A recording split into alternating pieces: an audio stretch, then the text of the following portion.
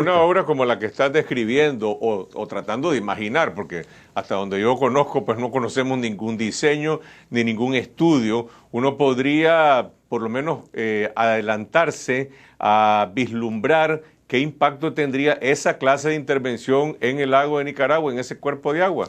Además, hay un problema importantísimo y es el que subyace en todo este problema, y es el de la sostenibilidad. Cuando vemos el lago Cocibolca, lo imaginamos quieto, pero estamos hablando de un ecosistema dinámico. Es un cuerpo de agua en el que el viento causa corrientes que todavía no se conocen porque jamás han sido estudiadas. Corrientes que tienen la capacidad de mover el lodo, mover el fondo de un sitio a otro con una capacidad, una fuerza muy grande. ¿Qué significa esto? Hablamos entonces de un cuerpo de agua somero, taspo, como dicen en mi pueblo, y que tiene un fondo con una capacidad para rellenar prácticamente cualquier agujero rápidamente por el movimiento de las corrientes. Cuando hablamos de un cauce en el fondo del lago que mida 80, 90 kilómetros de largo, porque de las 6 rutas, al eliminar una, prácticamente quedan todas las que vienen, y que también voy a dejarte una imagen, del norte de Chontales, por ejemplo, por el río Oyate, y que cruzan hasta el río Brito. Si me permitís presentar en pantalla la referencia a la que se refiere Salvador, es lo único que hasta ahora se conoce de los estudios que se hicieron hace 7 años. No sabemos si el actual gobierno está siguiendo ese patrón o tiene otro tipo de proyecciones, pero de alguna manera todas empiezan en algún punto del Atlántico, en Punta Gorda, en el sur de la Isla del Venado, en Cayman Rock, pasan por el río Escondido, por el río Rama, por el río Oyate, cruzan el lago de Nicaragua y luego encuentran un camino a través del río Las Lajas, cerca de la Virgen, en Rivas, para salir al Pacífico en el río Brito. Exactamente. Es decir, todo pasa por el lago de Nicaragua. Todo y esa es la parte crítica crítica y la parte más difícil de ser sostenible. Hablamos entonces de una masa amorfa gigantesca de sedimentos que es movida por corrientes y que no se pueden controlar. Entonces, al final, el costo más alto no es el de construir el cauce dentro del lago, sino mantenerlo limpio. El otro problema es que el uso del canal interoceánico solamente es uno de los usos importantes que ha sido propuesto para el Gran Lago Cocibolca. Hay otros usos que incluso no solamente son más amigables con el ambiente, sino que son sostenibles y de hecho suponen mejores opciones para el desarrollo del país.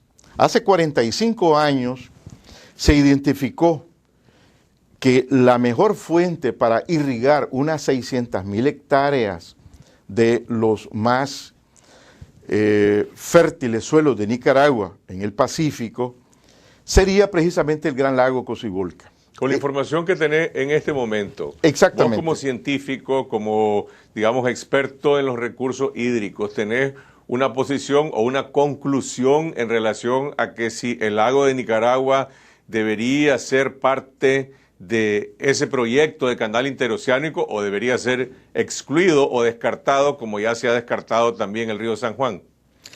La segunda opción es de hecho la que conviene al país y la que podría garantizar la sostenibilidad de cualquier esfuerzo de construcción del canal interoceánico. El canal interoceánico que se construya utilizando el lago Cocibolca está destinado a funcionar muy poco tiempo y a poner en riesgo la riqueza más importante con que cuenta Nicaragua.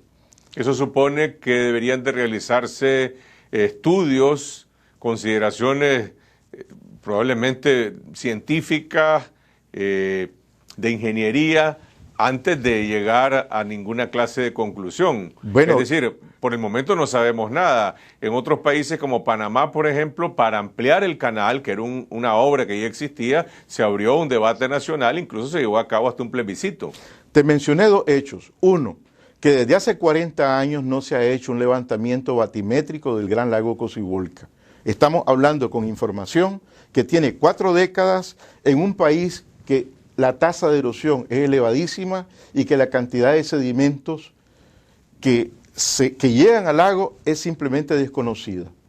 En un día cualquiera de septiembre, por el río San Juan, a la altura de San Carlos, se logró medir 1.300 toneladas de sedimentos evacuadas por el lago cada día.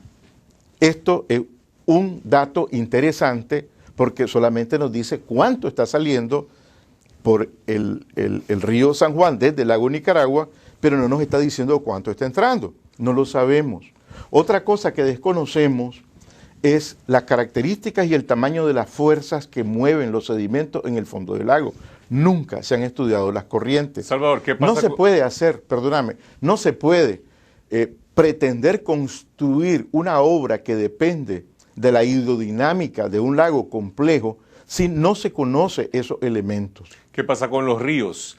Cualquier proyecto de esta envergadura, sea que cruce el lago de Nicaragua o que tenga otro camino, de alguna manera tome en cuenta la existencia de una serie de ríos, ya sea ríos que desembocan en el Atlántico o en el Pacífico. ¿Qué pasa con esos cauces naturales cuando pues la obra del hombre desarrolla este tipo de intervenciones masivas de esta naturaleza? Bueno, Supongo que hay que tomar una serie de medidas para mitigar el impacto que eso tiene. Y no solo para mitigar, de hecho para preverlo, porque una obra de esta naturaleza supone que debe administrarse la cuenca de los Grandes Lagos y el río San Juan.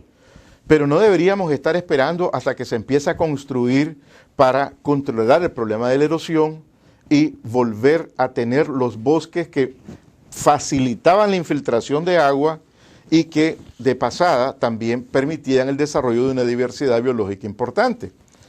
Sin agua este negocio no funciona y desafortunadamente estamos viendo evidencias que la variabilidad climática y el cambio climático nos vuelven unos objetivos muy fáciles de vulnerar. Uno de los argumentos de quienes proponen que se desarrolle este tipo de obra en Nicaragua es que dicen Nicaragua tiene agua que no tiene Panamá o que no tienen otros países. Parcialmente cierto, pero volvemos al punto inicial, que de nada sirve que llueva 311 kilómetros cúbicos en Nicaragua y que nominalmente cada nicaragüense tenga derecho nominal a esos 38.000 metros cúbicos por persona por año o 531 barriles de agua cada día, si al final uno abre la llave de su casa y el agua no sale.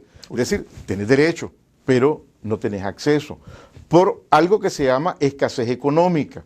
¿Ustedes como Centro de Investigación de los Recursos Acuáticos han tenido algún contacto con la comisión que está encargada de desarrollar este proyecto que encabeza el ingeniero Manuel Coronel? Aún no tenemos el privilegio de ser invitados. Sin embargo, por supuesto, estamos a la disposición, tenemos información, tenemos interés y la obligación de ponernos al servicio del interés nacional. Ahora, yo quisiera tomar algo que dijiste y que no pude aprovechar en su momento en cuanto a los riesgos.